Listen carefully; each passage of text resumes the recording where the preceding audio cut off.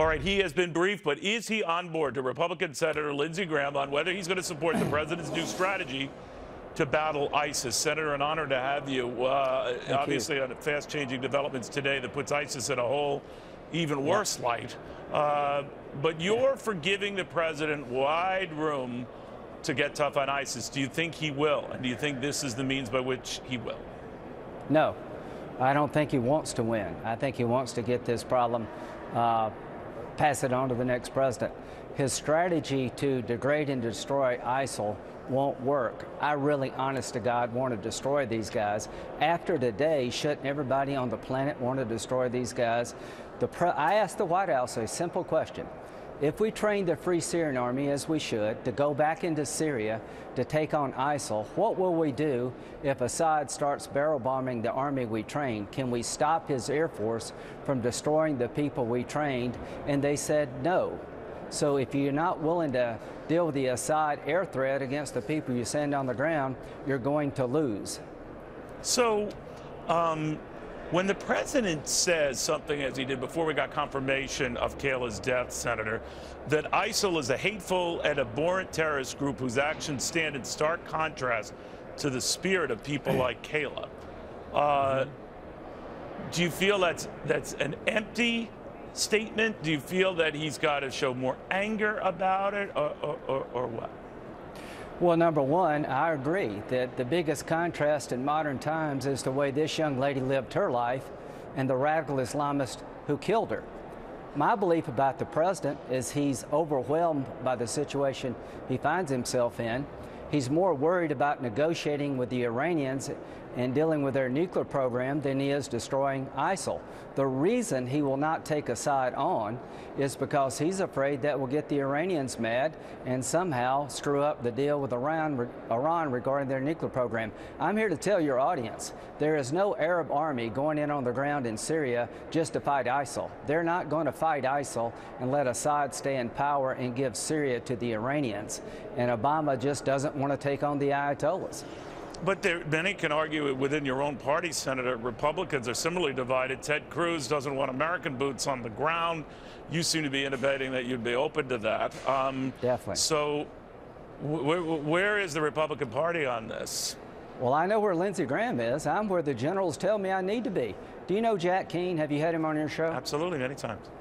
Okay, well, listen to that man. Every military leader I've talked to that's been involved in the fight for the last decade tells me that the regional army that we would send into Syria, Turkey, Egypt, Saudi Arabia, whatever army you form, is going to need some American help. We have 3,000 American forces on the ground today to help the Iraqi army. General Keane says we need about 10,000. And I'm going to do what the generals say. I could care less about a poll. When I was arguing, I'm sorry, I want to be clear. You would be open to sending up to 10,000 troops to the region to fight ISIS? I'm open to doing what the military tells me we need to do. Win. I'm open to winning. I'm not open to losing. The idea of not leaving a residual force behind has haunted us. When we put on the table 10,000 to be left behind in Iraq, it wasn't popular, but it was the right thing to do. When we argued 3 years ago to do a no-fly zone and help the Free Syrian Army 3 years ago, it wasn't popular, it was the right thing to do. The military leaders that I trust say there needs to be an American component to help a regional force to win. The worst thing we could do, Neil, is take ISIL on and lose because they desire to hit us. Look what they did to this young girl. Look what they did to the Jordanian pilot. To allow them to continue to survive in Syria and Iraq means that we're going to get hit here. Now, you mentioned this 26-year-old girl, Kayla. I'm wondering, do you suspect, as they have claimed, that she was killed at collateral damage in this Jordanian raid after this pilot's being burned to death? Absolutely not. These people are liars. I know they killed her. They're responsible for her death. They're responsible for crucifying children. They want to hit us here. What makes you think they won't come after us? My belief is that the President of the United States doesn't have a strategy to win at a time we need to win. And at the end of the day, he's more worried about upsetting the Iranians than he is destroying ISIL. And that's going to come back to haunt us. And to the people in my party, Don't follow the polls. Listen to the generals who know what they're talking about. I'm looking for a commander-in-chief in the future that really understands the threat of radical Islam and is willing to do what it takes to win. Does that mean, not though, just Senator, to talk that about winning? I apologize, sir. Does that mean that your colleagues, Senator Rand Paul and Senator Ted Cruz, wouldn't be good commanders-in-chief because they don't appreciate the magnitude of this?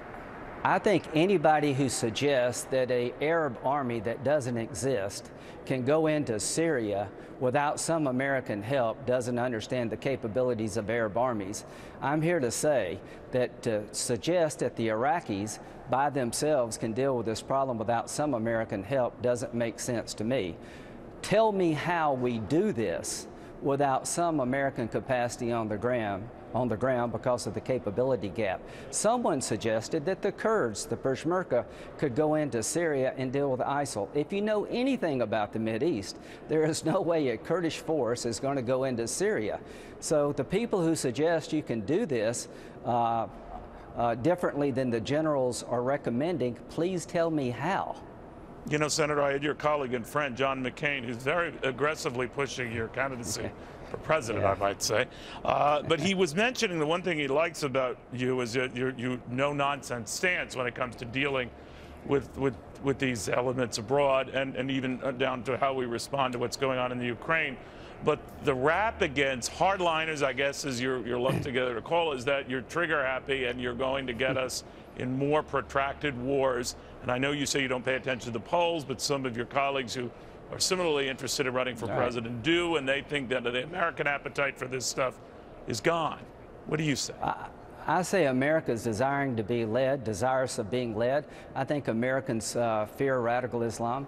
They believe the only reason it won't come here is if we keep the fight over there. I believe the American military has been more right than wrong. It wasn't Lindsey Graham who said we needed 10,000 troops left behind in Iraq. It was the entire military leadership. It wasn't Lindsey Graham who said we needed a no-fly zone 3 years ago and trained the Syrian army to get Assad taken out.